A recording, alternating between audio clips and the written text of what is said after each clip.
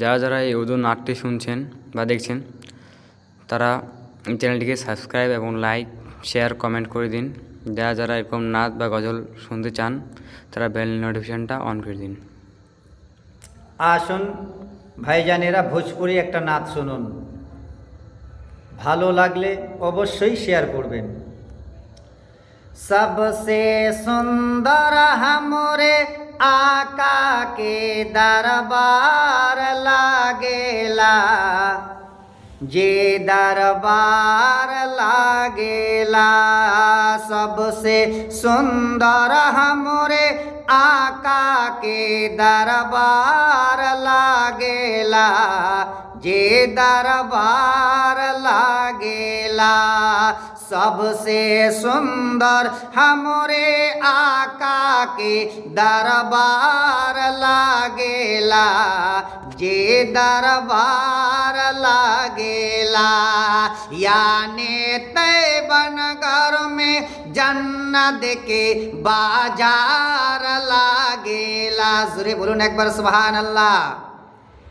यानी तैबनगर में जन्नत के बाजार लागेला, हाँ बाजार लागेला।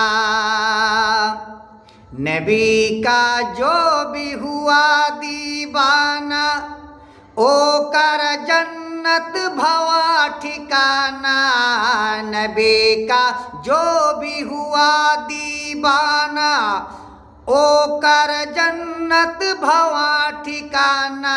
ओ कर हर गम से बेरा पार लागेला, बेरा पार लागेला। सबसे सुंदर हमरे आका के दरबार लागेला, जे दरबार लागेला। यानी तैबनगर में जन्नत के बाजार लागेला, हाँ बाजार लागेला। पसीना आका का जो पैलन तुम्हें के लागल बा दुल्हन। ज़ोरे बोलन सुभान अल्लाह। पसीना आका का जो पैलन तुम्हें के लागल बा दुल्हन। ओकर गोद में हर एक बच्चा खुशबूदार लागेला, खुशबूदार लागेला। सबसे सुंदर हमरे आका के दरबार लागेला, जे दरबार लागेला। यानी तैबनगर में जन्नत के बाजार लागेला, हाँ बाजार लागेला।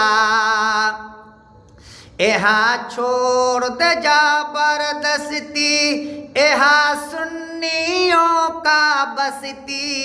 यहाँ छोड़ दे जबरदस्ती, यहाँ सुन्नियों का बस्ती। यहाँ के हर एक बच्चा आला हजरत के तलवार लागेला, जे तलवार लागेला। सबसे सुंदर हमरे आका के दरबार लागेला, जे दरबार लागेला। यानी तैबनगर में जन्नत के बाजार लागेला।